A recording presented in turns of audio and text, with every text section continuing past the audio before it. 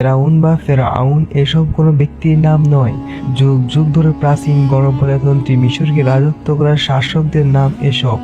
তারা ফারাও হিসেবেও পরিচিত। প্রাচীন মিশরীয় বিভিন্ন সভ্যতায় তাদের স্থিতি ছিল। ফেরাউনের নাম শুনেনি এমন মানুষ খুঁজে পাওয়া দুষ্কর। আমাদের দেশে কেউ কারো প্রতি জুলুম করলে নির্যাতনকারীকে ফেরাউনের সঙ্গে তুলনা করা হয়। ফেরাউন শুধু অত্যাচারী শাসকই ছিল না, সে নিজেকে খোদা দাবি করত। আল্লাহর পরিবর্তে তার ইবাদত ও পূজা করতে বলতো। ফেরাউন তার রাষ্ট্র ও ক্ষমতা টিকিয়ে রাখতে মানুষের উপর নির্মম নির্যাতন চালাতো এবং সে যুগে শিশুদেরকে হত্যা করত। পবিত্র কোরআনে ইরশাদ হয়েছে, ফেরাউন তার দেশে পরাক্রমশালী হয়েছিল এবং সে দেশবাসীকে বিভিন্ন দলে বিভক্ত করে তাদের একটি দলকে দুর্বল করে দিয়েছিল। সে তাদের পুত্র সন্তানদেরকে হত্যা করত এবং নারীদেরকে জীবিত রাখত। নিশ্চয়ই সে ছিল ফাসাদ সৃষ্টিকারী। সূরা কাসাস আয়াত 4। পবিত্র কোরআনে 27টি সূরায় সর্বমোট 74 বার ফেরাউনের কথা উল্লেখ করা হয়েছে এবং খোদাদ্রোহীর এই অত্যাচারের করুণ পরিণতির কথা তুলে ধরা হয়েছে। এমনকি সে সাথে সাথে কোরআন শরীফে এই অত্যাচারী শাসক এবং তার জুলুমের কথা তুলে ধরা হয়েছে। হযরত মূসা আলাইহিসসালামের সময় পরপর দুজন ফেরাউন ছিল। লুইস গোল্ডিংয়ের তথ্য অনুযায়ী জালিম ফেরাউনের নাম ছিল দ্বিতীয় রামেসিস, আর ডুবে মরে যাওয়া ফেরাউন ছিল তার পুত্র মানেফতা বা মারনেফতা। হযরত মূসা আলাইহিসসালামের যুগে মিশরের বাদশাহ ফেরাউন বিশাল অত্যাচারী ছিল। তার উজির হিসেবে নিযুক্ত ছিল হামান নামক এক ব্যক্তি। এই হামান ফেরাউনকে দুনিয়ার বাদশাহ হওয়ার স্বপ্ন দেখাতে লাগলো। প্রজারা যাতে নিরেট মূর্খ হয়ে থাকে এবং তাকে খোদা বলে মান্য করে, তার জন্য নানা যুক্তি পরামর্শ দিতে লাগলো। তখন আল্লাহ তাআলা মূসা আলাইহিসসালামের উপর ওহী নাজিল করলেন এবং পথভ্রষ্ট মানুষকে সত্য ধর্মে ফিরিয়ে আনার দায়িত্ব দিলেন। আল্লাহর পক্ষ থেকে অর্পিত দায়িত্ব প্রাপ্তির পর একদিন মূসা আলাইহিসসালাম তার ভাই হারুন আলাইহিসসালামকে সঙ্গে নিয়ে ফেরাউনের দরবারে এসে হাজির হলেন। ফেরাউনকে উদ্দেশ্য করে মূসা আলাইহিসসালাম বললেন, তুমি যে নিজেকে খোদা বলে প্রচার করছো তা অত্যন্ত অন্যায়। সর্বশক্তিমান আল্লাহ ছাড়া আর কোনো উপাস্য নেই। আমি আল্লাহর প্রেরিত পয়গম্বর।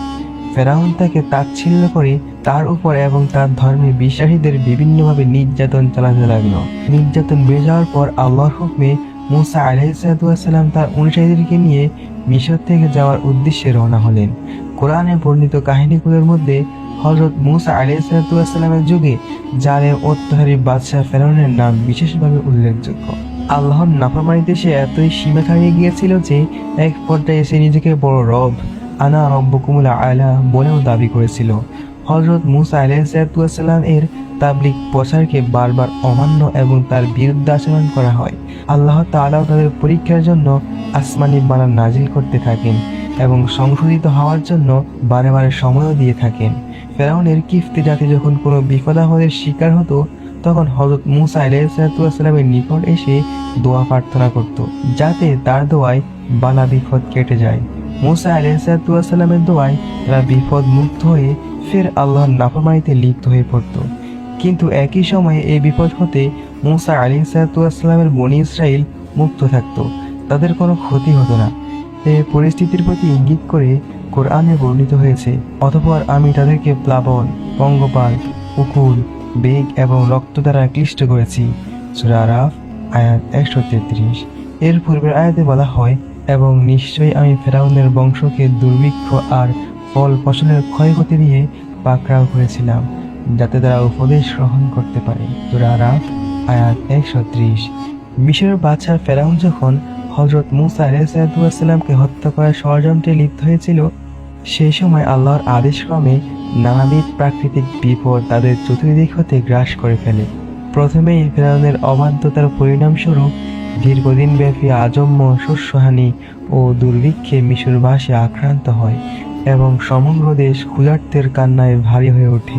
আল্লাহ তাআলা বলেন যে, আল্লাহদ্রোহী ফেরাউন ও পথভ্রষ্ট মিশরবাসীদের জন্য সত্য ধর্ম শিক্ষা দেওয়ার জন্যই আমি তাদের উপর সর্বপ্রথম এই শাস্তি প্রেরণ করেছিলাম। হযরত মূসা আলাইহিসসালামের কাছে ফেরাউন যখন যুক্তিতর্কে হেরে গেল, তখন ঘোষণা করল, অবশ্যই আমি তোমাদের হাত পা বিপরীত দিকে কেটে টুকরো টুকরো করব, তারপর অবশ্যই তোমাদের সবাইকে শুলে চড়াবো। যখন ফেরাউনের মন্ত্রিসভা এই সিদ্ধান্ত পাশ হয়ে গেল, তখন মহান আল্লাহ তাআলা হযরত মূসা আলাইহিসসালামকে জানিয়ে দিলেন, হে মূসা, আমার বান্দাদেরকে নিয়ে রাত্রি যুগে বের হয়ে যাও। অতঃপর হযরত মূসা আলাইহিসসালাম যখন তার কওম বনী ইসরাঈলদেরকে নিয়ে রাত্রিবেলায় চলতে শুরু করলেন, যেতে যেতে তার কওমকে নিয়ে যখন সমুদ্র পাড়ে এসে দাঁড়ালেন, তখন তার কওম দেখতে পেল পেছন দিক থেকে ফেরাউনের বাহিনী ধেয়ে আসছে আর সামনে বিশাল উত্তাল সমুদ্র। তাই তারা বলতে লাগলো, নিশ্চয়ই আমরা ধরা খেয়ে গেলাম। হযরত মূসা আলাইহিসসালাম উত্তরে বললেন, কখনোই নয়, নিশ্চয়ই আমার সাথে আমার রব রয়েছেন, তিনি আমাকে পথ প্রদর্শন করবেন।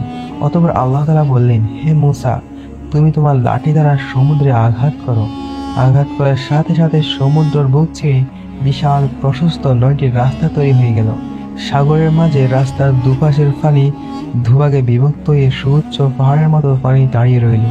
আর সেই পথে দিয়ে হযরত মূসা আলাইহিসসালাম ও তার কওম খুব স্বাভাবিকভাবেই সমুদ্র পাড়ি দিয়ে ওপারে চলে যায়। তখনও সাগরের সেই রাস্তা সেভাবেই রয়ে গেল। ফেরাউন তার লোকজন এবং সৈন্য সামন্ত নিয়ে ওপারে এসে থামল। সে দেখল সাগরের মাঝে একটি আশ্চর্য রাস্তা তৈরি হয়েছে। সে মূসা আলাইহিসসালাম ও তার লোকদের ওপারে পাড়ি হতে দেখল। সে মূসা আলাইহিসসালাম ও তার অনুসারীদেরকে আক্রমণ করতে তার বাহিনী নিয়ে লোহিত সাগরে সে রাস্তায় নেমে পড়ল। যখন ফেরাউনের বাহিনী সাগরের মাঝামাঝি এসে পৌঁছালো, এমন সময় মহান আল্লাহ মূসা আলাইহিসসালামকে বললেন, তাড়াতাড়ি সাগরের উপর তোমার লাঠি দিয়ে আবার আঘাত করো। মহান আল্লাহর হুকুম মতো হযরত মূসা আলাইহিসসালাম সাগরের পানিতে আঘাত করলেন।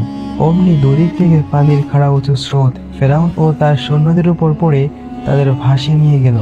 ধ্বংস হয়ে গেল ফেরাউন এবং তার বাহিনী। পবিত্র কোরআনে আল্লাহ তাআলা বলেন, ফেরাউন ও তার বাহিনীর জমিনে অন্যায় ও অহমিকা প্রদর্শন করেছিল। তারা মনে করেছিল তাদেরকে আমার কাছে ফিরে আসতে হবে না, সুতরাং আমিও তার সৈন্যদেরকে পাকড়াও করলাম এবং সাগরে নিক্ষেপ করলাম। এবার দেখো জালিমদের পরিণতি কি হয়ে থাকে। সূরা কাসাস আয়াত 39 থেকে 40। ফেরাউনের মৃত্যুর বহু বছর পর 1907 সালে তার লাশ আবিষ্কৃত হয় সিনাই উপদ্বীপের পশ্চিম তীরে জাবালে ফেরাউন নামের একটি পাহাড় আছে। এখানে ফেরাউনের লাশ সর্বপ্রথম পাওয়া যায় বলে জানা যায়। এনসাইক্লোপিডিয়া অব ব্রিটানিকার নির্বিদ্যে বলা হয়েছে, থেবস নামক স্থানের সমাধি মন্দিরে 1896 সালে একটি স্তম্ভ আবিষ্কৃত হয়।